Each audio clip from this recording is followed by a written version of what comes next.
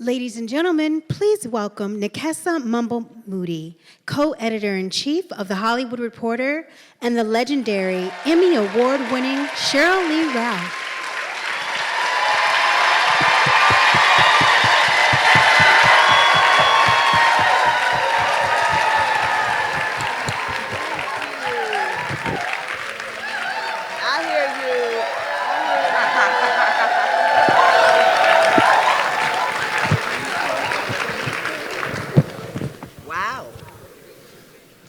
Thank you so much for being here with us tonight. Thank you so much.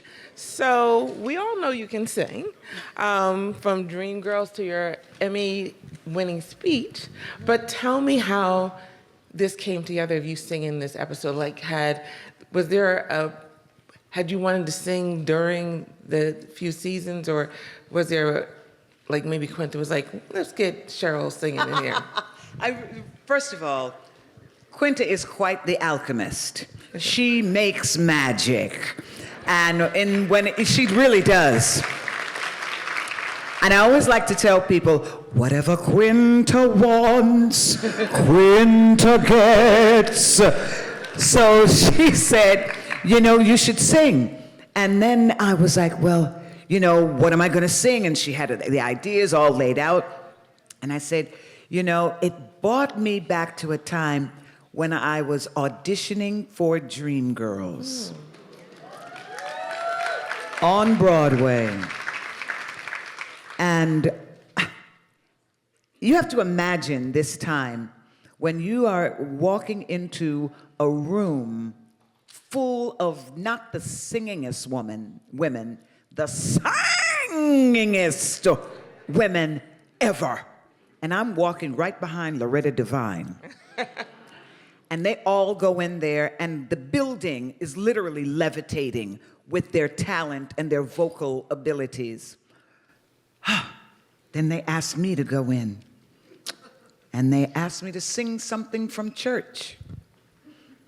I think they made the assumption that I was a Baptist. But I'm a little Episcopalian girl. So I sang Ave Maria.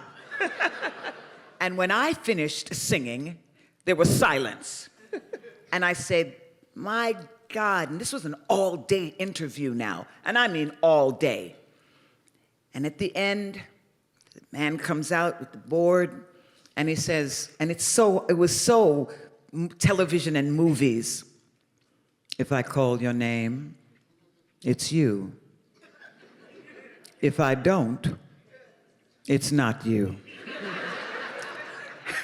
And I was like, oh my God.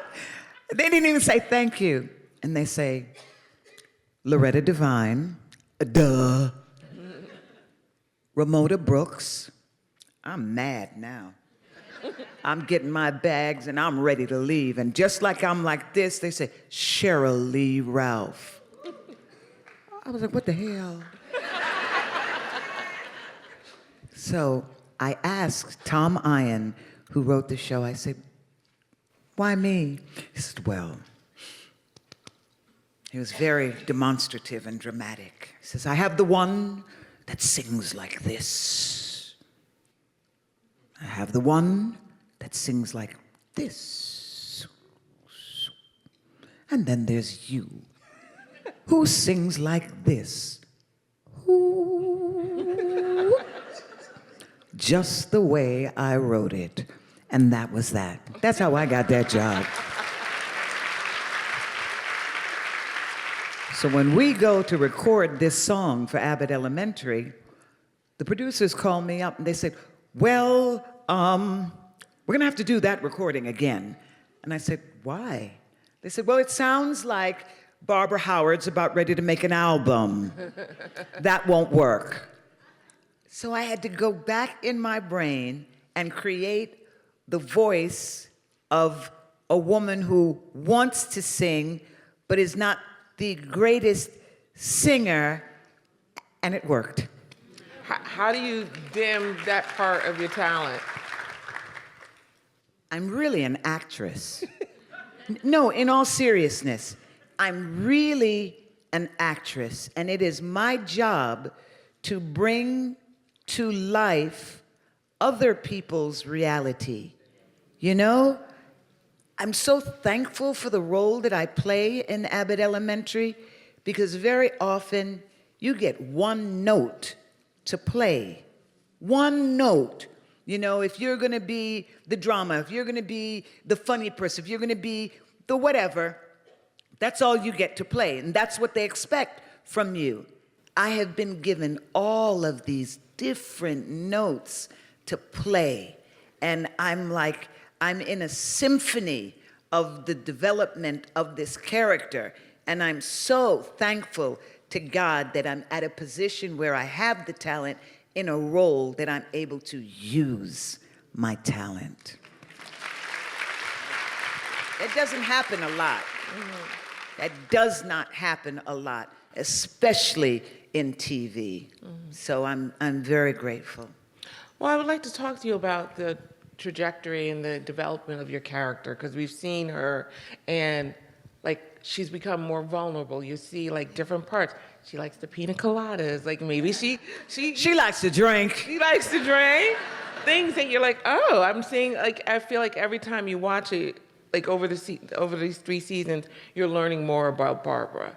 And how has that been for you, and what kind of input have you had in the development of this character? For me, honest to God, there's a trusting that is taking place for me as an actor. I think it was maybe the first season, and, you know, I've done well in my career as an actress. And Randall Einhorn, our director, one of our executive producers, says to me, just do nothing. And I'm like, I'm an award-winning actress. What the hell are you talking about, do nothing? I got something to do. I said, no, just do nothing, because you can do it all. So just do nothing. And I had to sit with that and try and figure out what that meant as an actor, you know, because sometimes you have a line. Say the line is, I went to the store. And that's just the line, right? You might, as an actor, want to say, well, you know, I went to the store and. Now you've gone away from the line. What was the line? I went to the store. I know this sounds like weird, but that's what happens when you don't trust exactly what's on that paper. And we have such an incredible writer's room that I've had to lean into, trust what they have written, know that Quinta's got this story right where it needs to be, and go from there. So I say to myself, as an artist, always be open to learning more. Don't get to the point where you think you know it all. Because if I had not taken that note, do less, I might not have ended up where I ended up 2 years ago on that Emmy stage. Exactly. Well, first of all, I want to talk about that Emmy moment, which was amazing. Yes, it was. And you're Emmy nominated again. Let's put that out there. Thank you. 3rd year in a row. What has that win done for you? I mean, obviously you've been such a veteran and done so, and as you said, award-winning before. But what has that Emmy win done for you? It has been great. I really thought that I knew about this industry. I really thought I knew something about it. But it's different now. You know, my representation is different. You know, sometimes it is easy to be comfortable and stay in one place. Change is very difficult. But sometimes something comes to you and you know it's my time. It's my place. Let me move on up a little higher. And I've been able to feel secure enough in myself to say, that's where I belong. I should be represented that way. The people around me should elevate me, and let us all elevate together. Exactly. And it has been amazing for me to still feel that support from everybody, not just some people, but from everybody. And I'm amazed, you know, it's the clothes you wear. It's crazy. The clothes you wear changes. Okay, now I know you all saw this. It happens like with every candidate, right? They're a regular person, and then they start elevating. You're like, look at those clothes. Wait a minute, they cut her hair. Oh, they're doing her makeup. And that's what starts happening. And for me, being able to have been secure, grounded, having all of this time to get to know myself, oh, I'm ready for that ride. I'm ready for that ride. But that ride is not for everybody. There's a line somewhere, it says, winning is not for everybody. It just is not. Because it's like, girl, I went through a hurricane. I went through Beryl. And if you've ever been through a hurricane, 5, whoa, shit. It shakes you to your very core, and this industry can do it to you. That's why so many people end up losing their minds. That's why so many people end up ending their lives. Because it can be very traumatic, especially when I've been through times where somebody looked at me, few different auditions in a day, and in one day they told me I was too black, not black enough, too tall, and too short. That kind of stuff, if you're not made of the right stuff with the thick enough skin, it can hurt you. And people get hurt in this industry every day. Then people want to compare themselves to everybody else. If you compare and compete with other people, trust me, the only person that loses is you. You lose when you say, why wasn't it me? It wasn't supposed to be you. If it was supposed to be you, you would have gotten it. As we say in Jamaica, what is feel can be unfeel. Was that a lesson that you had to learn, or did you understand that pretty early? I started learning a lot of things real early about the industry. I remember one day we were rehearsing for Dreamgirls and my director hit me. What? Yeah, he hit me. And I remember I dropped that feather boa so fast. I walked out that stage door and I walked to the phone booth and I called my union. And my union said, well, it's not as if you're the first one. So I'm just, why did that even happen? You never know what's going on sometimes in people's minds, which is why I love when I hear people, especially women, standing up for themselves, using their voices, knowing their worth, and saying, no, you don't get to treat me like that. You don't get to talk to me like that. I know who I am. And I was so happy that I took 2 weeks vacation with pay. Mm-hmm. Well, I think that speaks to your strength, because a lot of people, because they're so wanting to be in that position, would have just taken it. No, You know, for me, it's like when I look at my career and people say to me about the roles that I have chosen, the roles that I have performed, that is on purpose. I want people to look at Sheryl Lee Ralph and be proud of her. I want Sheryl Lee Ralph for people to say to their sons and daughters, you can do that. You don't have to settle for the base. You do not have to take the dregs that are offered to you. Look, in my latest movie, they were going to make her a drug dealer. I said, you got so many black drug dealers out there. Can we make her an educated woman? But you got to be able to know your worth, your value, and speak up for yourself. If you don't do that, you just get any old thing.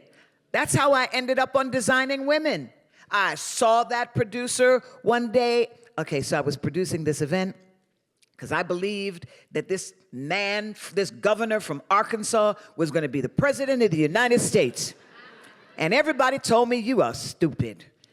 Nobody's going to elect a governor from Arkansas to be president of the United States. I said, watch me. So they said we were going to do this fundraiser. And I said, we're not going to do it in the basement of a church.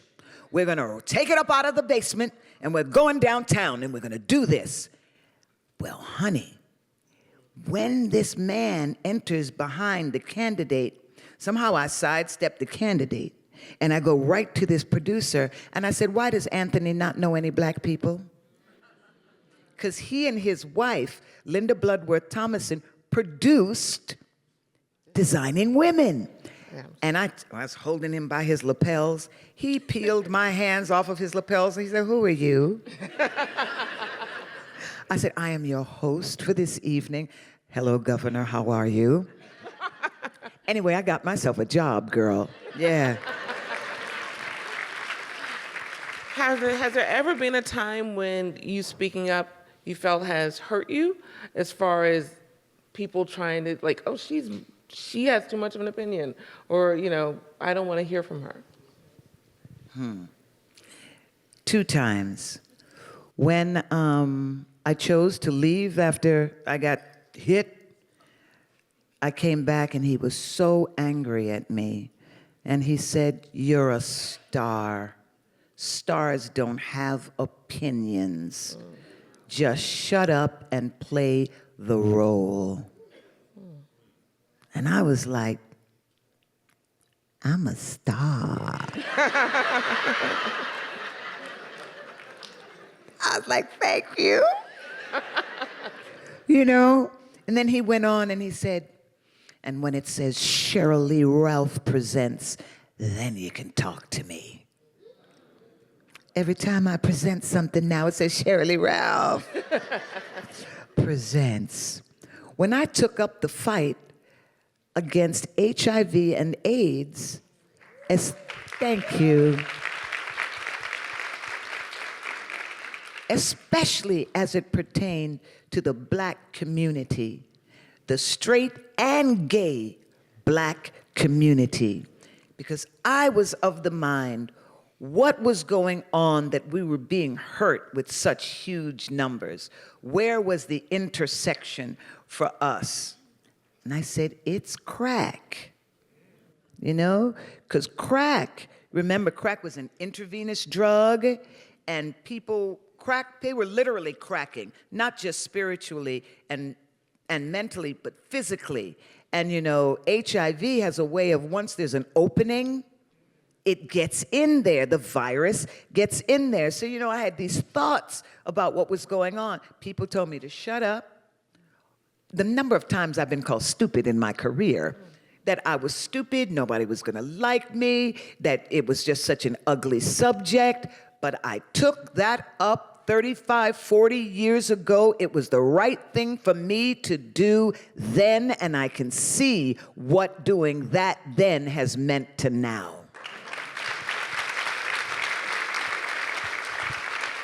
Where does that confidence come from? Listen, I'm an immigrant's child. You know, my mother was a strong Jamaican. And I'll never forget, my mother said, good, better, best, never let it rest till your good is better and your better best. And I'm a child of the 60s, and it was difficult and it was hard. And I remember I was that integration child. There was always one child that had to, break the barrier. And I was the one child in Notre Dame Academy for Young Women, and it was hell. Those nuns put me through it. But my mother would say, Sheryl, if you didn't belong there, you wouldn't be there. Hold your head up high. Put your shoulders back and lean in. And I just remember that, I'm telling you, much is expected. You know who you are if much is respected, because much is required of you. And if you know what that means, you know who you are. So I knew who I was. So it would have to be my mother and father. And they loved me.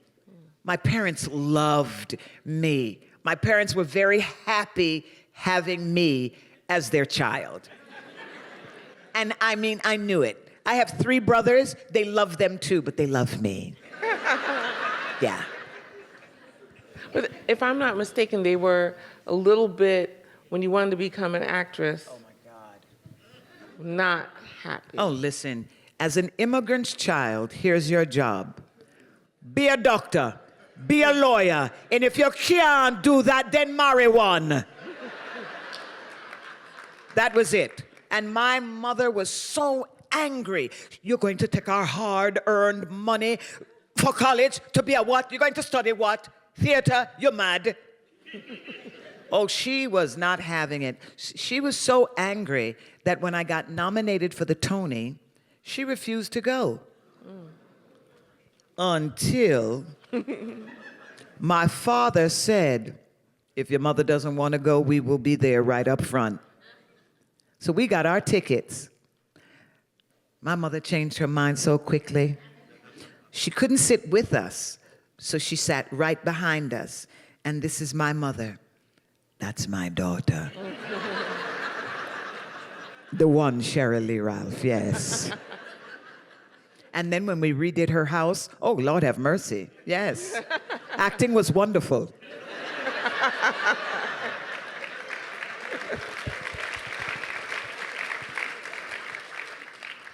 I remember when I was in college, I went to a theater in Harlem to see you and Denzel Washington in The Mighty Quinta. Oh, my goodness. And seeing you on that screen, beautiful woman, and seeing you both still having this amazing career. And you're going to be in another movie. You are in another movie right now, The Fabulous Four. Mm-hmm. What has this Emmy win also meant for your movie career? I still have to fight some of those same fights, but I'm even more confident now. Because sometimes, you hear Taraji talk about equal pay and all of that. It's very hard to be a person of color and then of a certain gender for people to want to pay you properly. And you have to know your worth. You have to stand up for yourself and know that you know that you know. And that's not always easy. But when you can tell people, I want you to know exactly who I am. And after I tell you who I am, you tell me why I should be paid less than everybody else. Sometimes you have to do it and say it just like that. Because very often people have their lens focused from only what they've been focused on seeing. And sometimes you need to say to them, you need to change your prescription. Absolutely. So I have learned that, and it's so much easier now, and people get it now, I guess, with Time's Up and all of that, and people speaking out loud about why you should pay attention to this and don't do that because you're doing the same old thing. Do something different. Pay the people. How much money you making? Pay the people.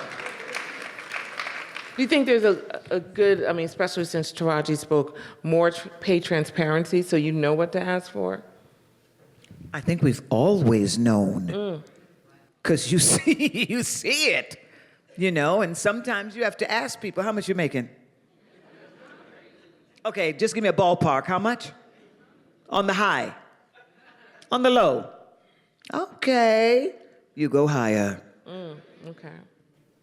We know what it is. We've always known what it is. Why are we still fighting fights like getting people who are knowledgeable about black hair and makeup on set? Why do we still have to fight that fight? Why are you still telling people who are doing the work on, let's say, in Atlanta, they're doing hair and makeup in Atlanta, but when they come to LA, they've got to work non-union? What kind of BS is this? What are we talking about? What is it about them that you won't let them in the union?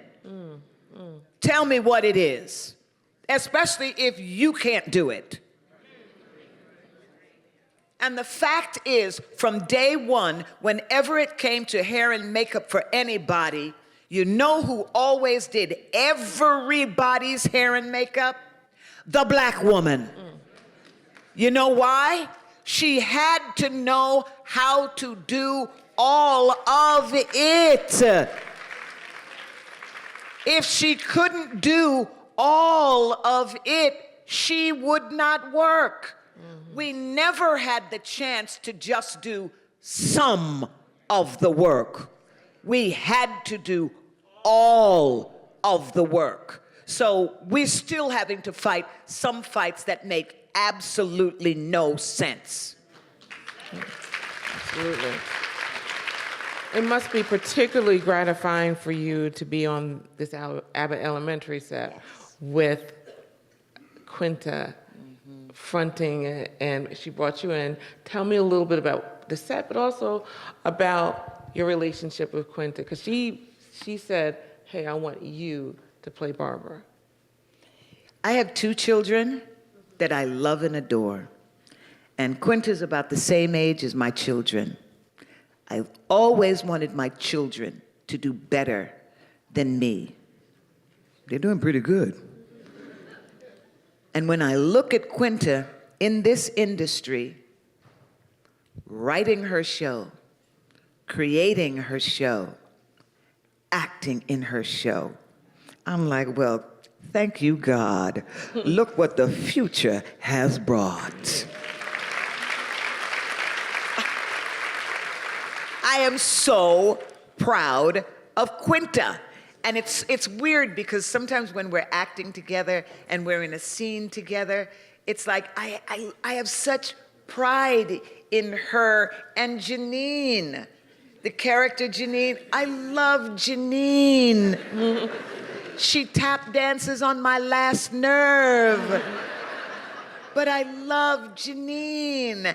And it's just like I have that same feeling for Quinta. Sometimes we're doing our press and stuff like that, and I think about when my daughter introduced me to her first. I was on the CBS lot doing a series called Fam, and Quinta had just sold a pilot. It didn't go, but my daughter literally stopped and she said, Mommy, that's Quinta Brunson. She's gonna be somebody. And I was like, okay. And she said, you have to go meet her. Just go meet her. So we walk over there and I say, hi, I'm Sheryl Lee Ralph. She said, oh, I know who you are. And we're talking about, the show and blah, blah, blah. And that was that. Then she and I end up together in Black Ladies Sketch Show. Yes. And when I'm doing this, she's literally like she's studying me. And she's just looking at me. And then all of a sudden, we're doing the credits. She is doing cartwheels. She is doing, those flip overs. She is singing. She is dancing. And I said, who is this child? And then she's just looking. And then soon after that, Abbott Elementary. You just never know.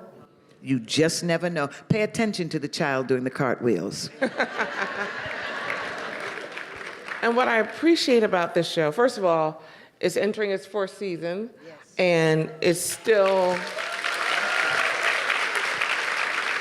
going strong. Still going strong. And, very curious to see what's going to happen with Gregory and Janine. I can tell you this. I don't know. But whatever it is, it's going to be good. What would you like to see with Gregory and Janine? You know what? I would like for them to continue with the romance. I don't want them to break up, but I want them to continue with their romance. But it's interesting to see how that's going to develop. I love them together. I've always loved them together, but I have always said it, and I still say it. They need therapy. They need therapy because the two of them have issues they need to work out. They do. They both have issues. Thank you. And I think that if you're going to be a good, solid couple, you work through these issues. Or, it's like when you meet somebody and you think you love them so much and then something happens and then you're out of love with them and it takes time. Are you going to get back with them? And do you give up anything if you get back? I'm like, oh my God, can I go through that with them? Right.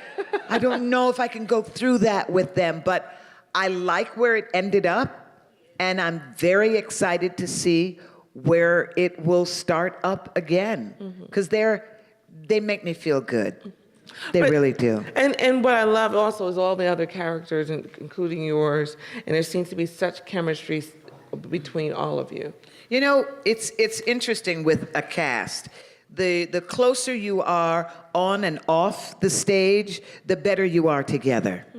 And I think it is our ability, when we're together, off the stage, we have a good time with each other. I don't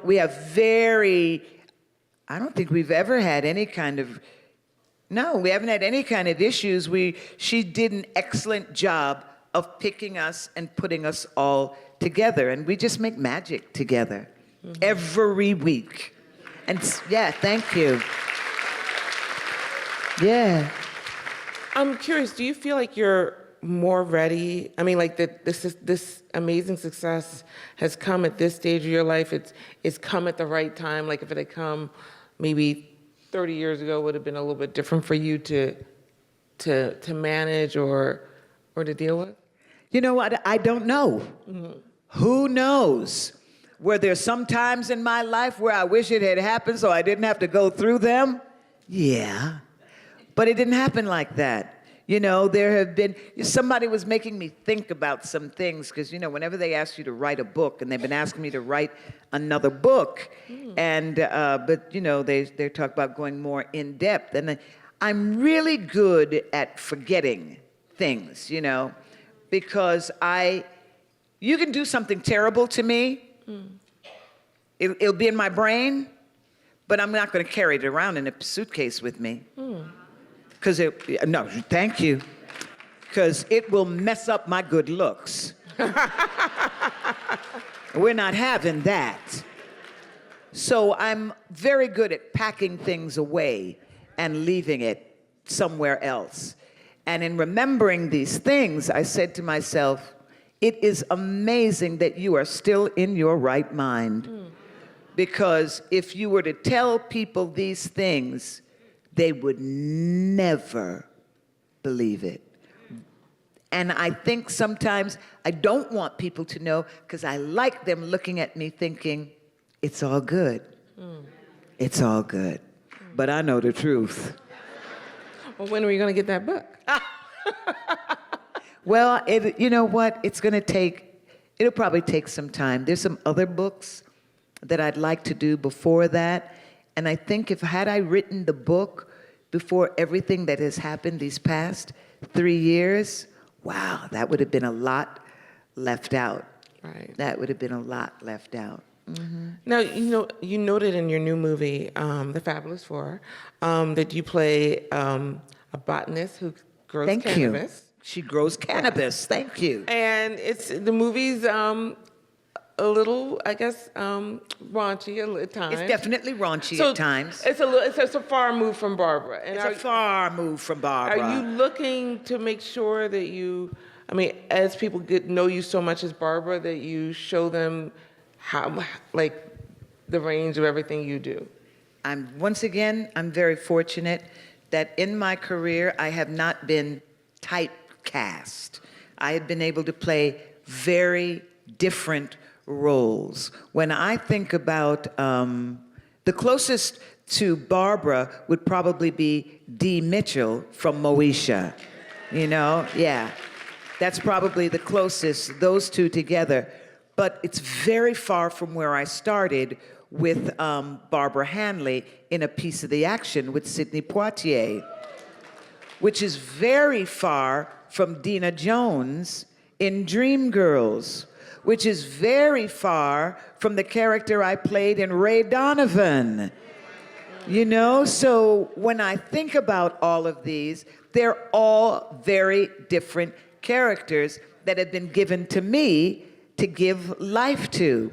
I just finished doing a film with Stefan from, you remember If Beale Street Could Talk? Oh, yes, yes. Stefan and I just did a great independent movie together, and I play his parole officer. And I sent somebody a picture of me in character, and they like, who the hell is that? But once again, I'm so thankful that that character was given to me to give life to. And once again, people will look at her and say, is that Sheryl? But that's a good thing.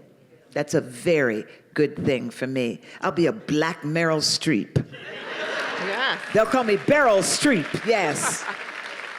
And last question, you're, as you said, you're of child of Jamaican immigrants, and you are very vocal about another child, Jamaican immigrants right now, Kamala.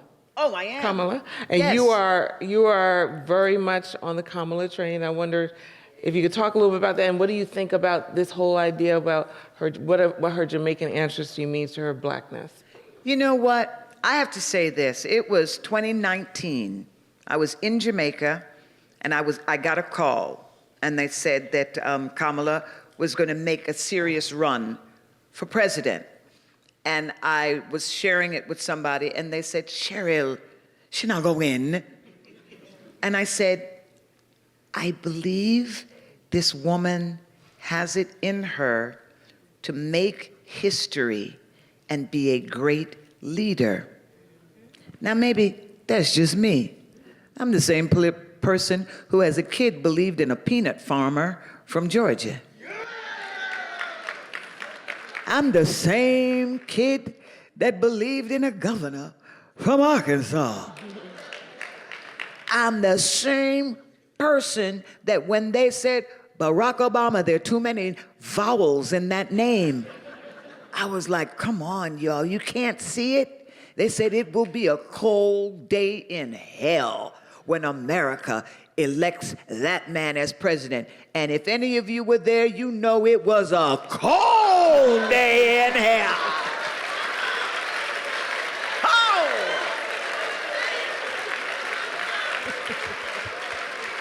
It was bitter, baby.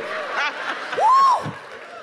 But in meeting Kamala and knowing of her work in California, I said, this woman's got that thing. Some of you might remember a great politician named Shirley Chisholm. Thank you. Yes. Shirley Chisholm. You know, sometimes people can be prophetic. Shirley Chisholm said the way for a woman, especially a black woman, to the presidency was through the vice presidency. She said it. So then, you know, all these are like little fragments in my brain, but I like Kamala. Plus, Kamala and I, we could talk about rice and peas. And I said to myself, aside from her being wonderful, smart, brilliant, and a strong leader, I think the White House needs a pot of rice and peas in it. So over the years, we've had a lovely friendship, and it has been so good for me to see her ascent and know that from that moment, I said to people, this is a woman, a very capable woman. She has shown you who she is. What is your problem with voting for a very capable and ready woman?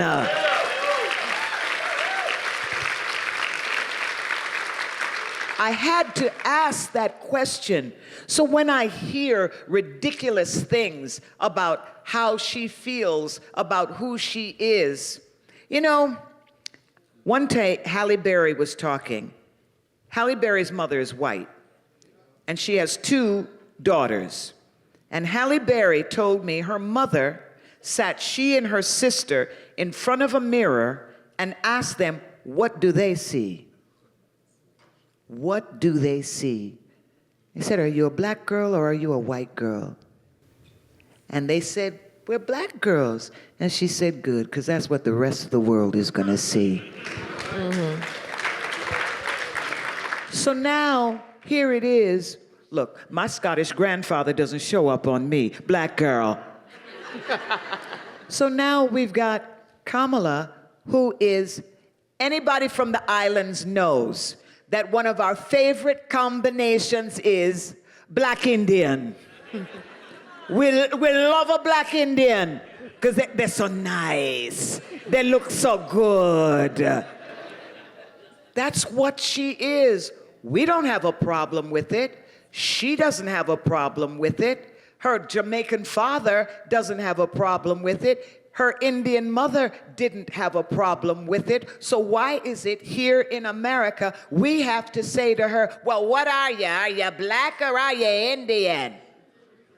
Maybe she is human and ready to take your job.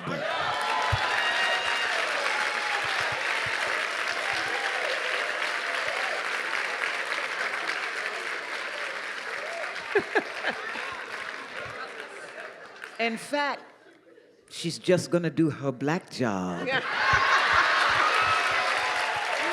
my God. Well, absolutely. And on that great note, I'm gonna leave it at that, but thank you so much. Thank you. Thank you so much.